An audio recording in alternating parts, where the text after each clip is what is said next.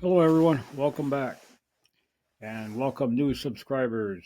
This is Joe, broadcasting from small town of Salta, Alaska, population 751 cold and lonely souls, and lots of Malamutes. We have the highest population of Malamutes in any town in the state of Alaska.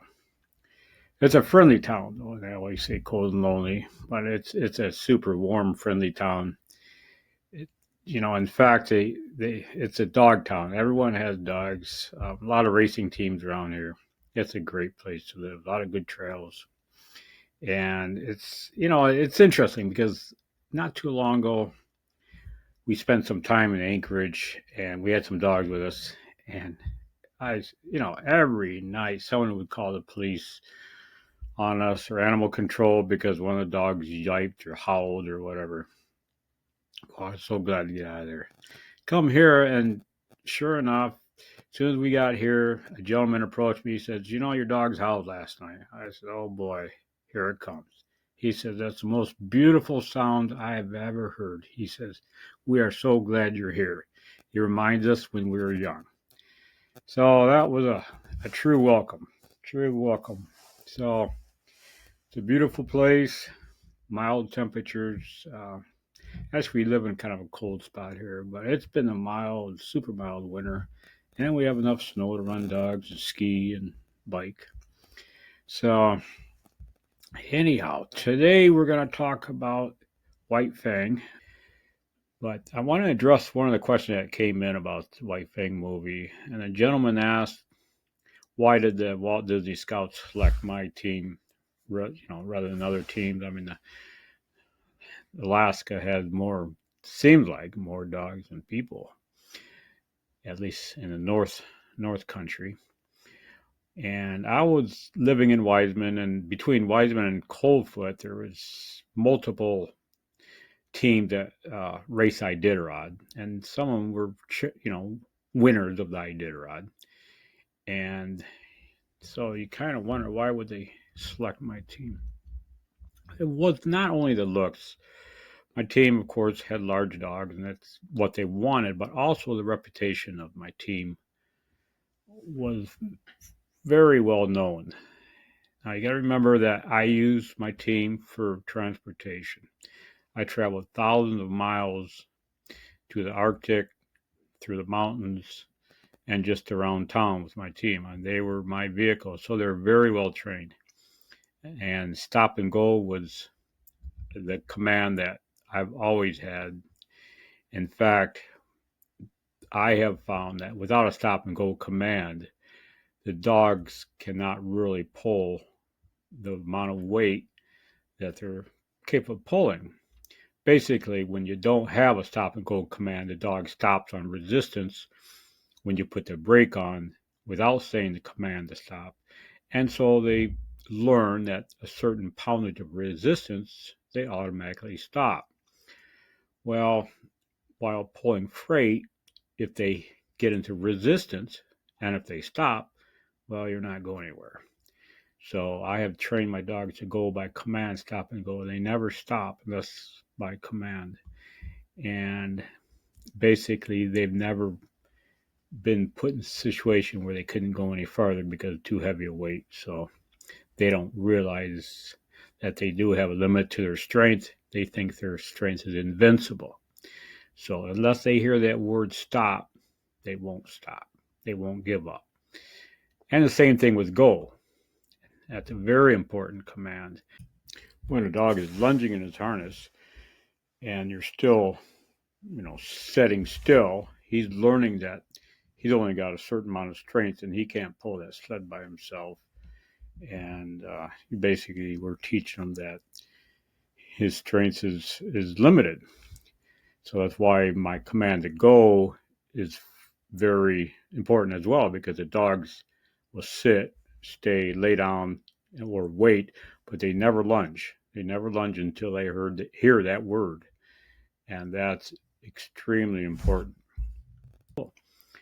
So they basically the two commands teach the dog the same thing, that there is no limit to their strength. Now you could really mess up and put a heavy load on the sled, and the dogs would just peter out and couldn't pull anymore. Then you just taught the dog that they have a weakness, and that weakness would become the limit of their strength. So to get around, kind of a long way around this, but I've always had to stop and go command. And basically, my team that I had in Wiseman, you could drive them like a car, and I would use them like a vehicle because our vehicle was basically frozen in a snowbank from November to April. And so I used my dog team to do everything, to visit his neighbors, to travel to the Arctic, to hunt. They were like, part of me. And so I could easily hitch up my team in the morning, maybe visit my neighbors, you know, come back, leave the team hitched up, go out to the river, haul water out of the river, or haul firewood out of the woods. So they were always hitched up, but they loved it. I mean, they loved that lifestyle. And so their reputation of being so well behaved and trained kind of spread through the community. So basically, that's the reason they chose my dogs. But dogs are really interesting creatures. I don't take credit for training my dogs. Basically, they train me. They let me know what they want, and in order for them to accomplish what they accomplish, I have to keep them happy. And so when they let me know what they want, what keeps them happy, I do it. I guess they've trained me. Or I could be, I guess, looked at as a coach, but I don't take credit for being any special dog trainer whatsoever.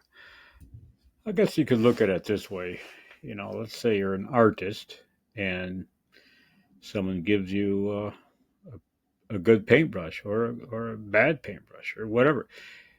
You're only going to be as good as your tools. And the same thing with dogs. Yeah, just like people, dogs all have specific talents. And we just have to provide them the environment to excel in that talent. Another way to look at it is that if we plant the seed, water it, God makes it grow. I mean, we really we can't take any credit for anything but to water and nurture the plant. But one of the interesting things about dogs is they know how we feel, and they can detect our emotions. Actually, it's believed they can sense certain hormones that we expel when we're angry, sad, or happy. So we can't hide how we feel. I've always said that training Alaskan Malamutes, because they're so smart, they sense our emotions. That probably 98% of my training is psychological training. I basically get inside their heads and try to feel what they feel and think how they think. And, it works. But I'm not doing anything special. I'm just basically the guy given the tools to do what they do best. Or maybe a little bit of coaching, but that's about it. So with that question out of the way, let's get on with the movie. We left off with Bear knocking down cameras and causing chaos on the set. I skimmed over a lot of things about the movie that I wanted to get back to today. Basically, the Walt Disney production hired me not only as a dog trainer with my dogs, but also a stuntman and a double for Alex and multiple other little roles I played. But basically, for doubling for an actor, what the way it works is you have to look like the actor. And so when the actor isn't doing his speaking part, you're on set, you're in the scene, and that way the actor could take a rest and rehearse his next scene. So every morning I have to go in the makeup room and get my beard trimmed and I wouldn't let them put none of that powder on my face. That stuff stunk.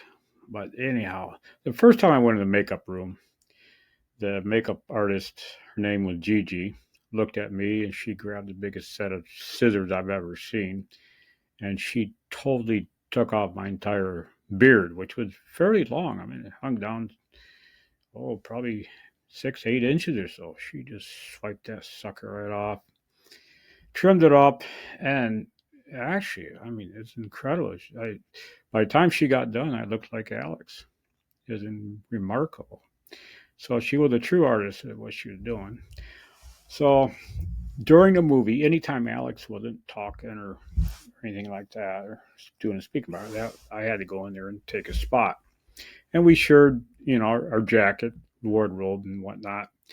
So yeah, that was a lot of fun. And there was other parts of the movie I had to play.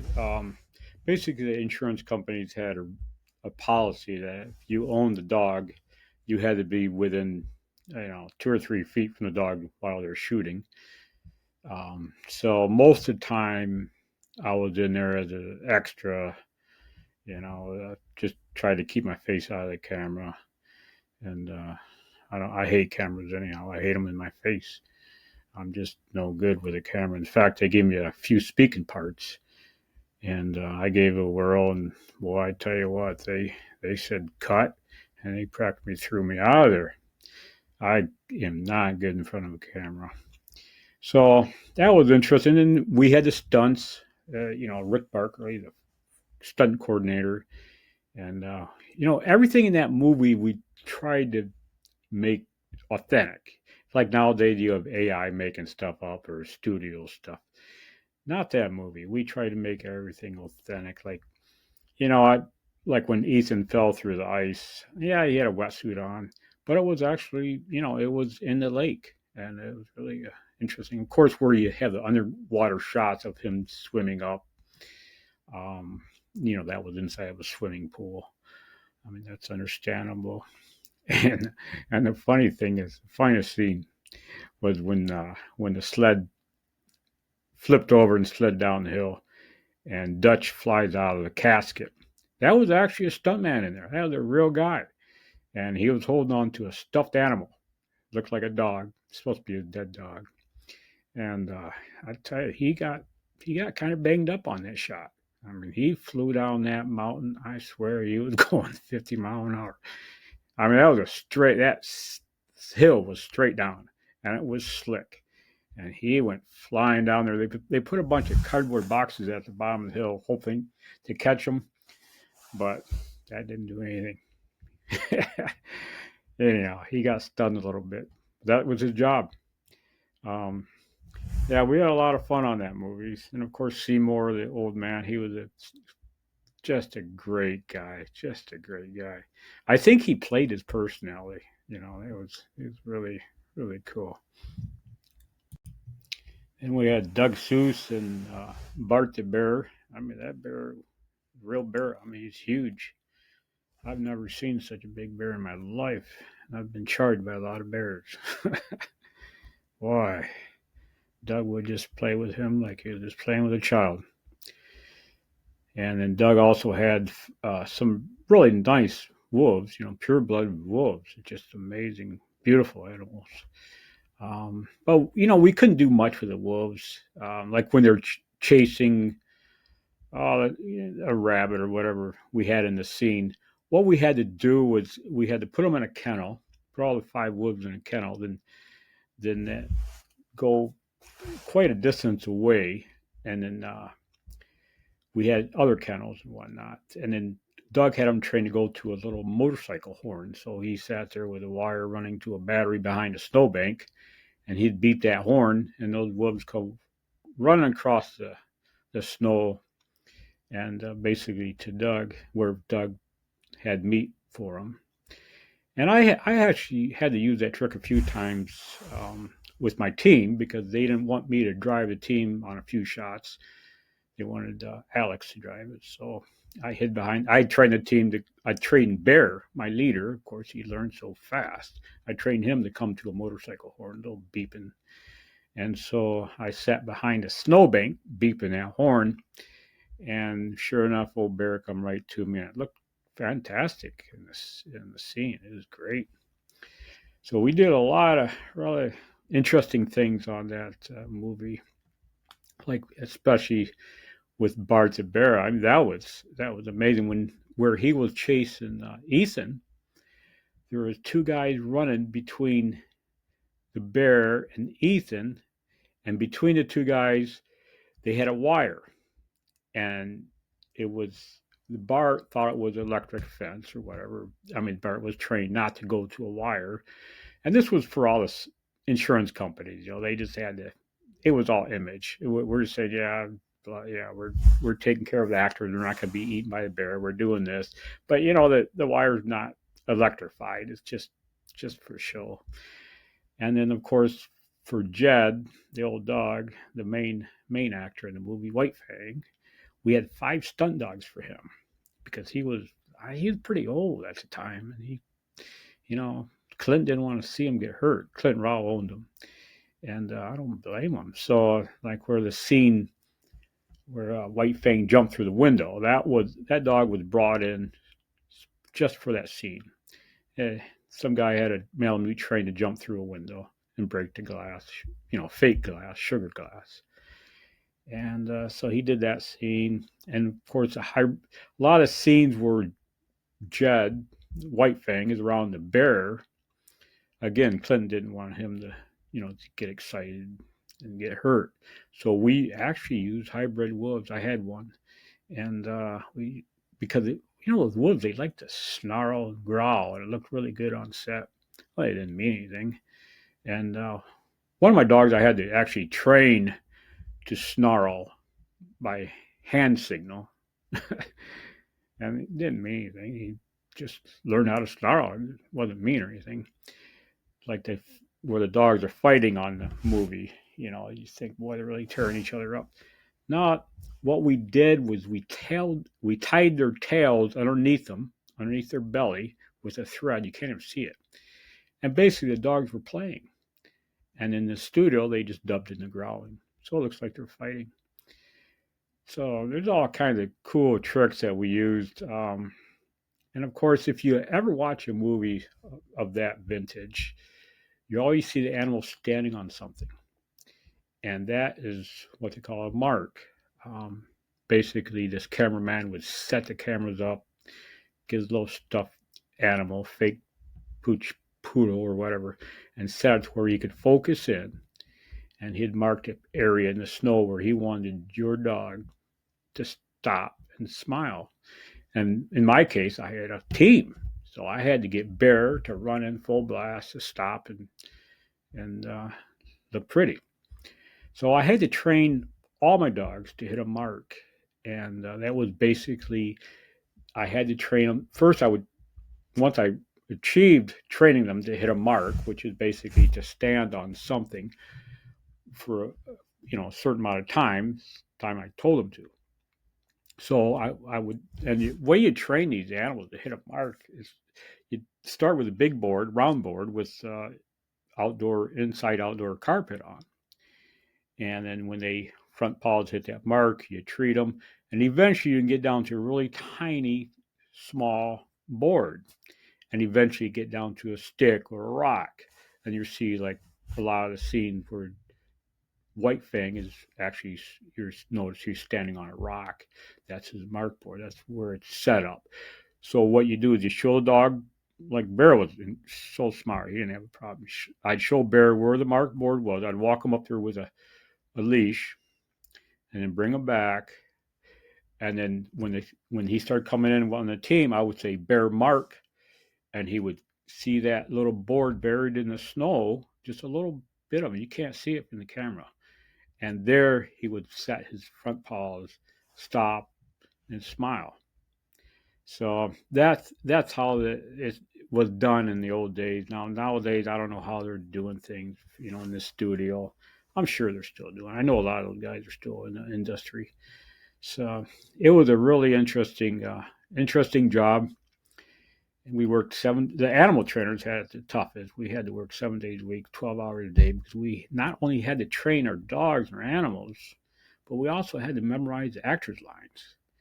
So we couldn't give a command to sit, stop, roll over, play dead, or growl while the actor was talking. So that would really screw things up. So we had to figure out when to do that. And the best thing that I found was just teach them hand signals, and that was mostly what I did was hand signals. Except when it came to hit a mark, I I had to give a voice command for that. The picture you see in the screen there, that's me sitting on the casket in front of the sled. Um, I'm dressed up like Alex, and I looked pretty much like him. I don't think that shot ever got in the film. We filmed for 3 months, and you look, and they cut so much out. It's incredible. I mean, we had some great scenes with the dogs. We worked hours and days and weeks on these scenes, yet they just cut them. I guess that's how Hollywood works. Well, I'd like to get some of the old footage. That's probably the better stuff that was in the movie. But anyhow, we're going to wrap this up for now. And this is part 2 of the White Fang series. We're going to come back for part 3. And please send questions. I'll be glad to answer them. I have a whole list of questions right now about expeditions and training dogs. But I want to get through this White Fang series and we'll continue on. It's an interesting subject and I enjoy talking about it. So until next time, God bless and take care.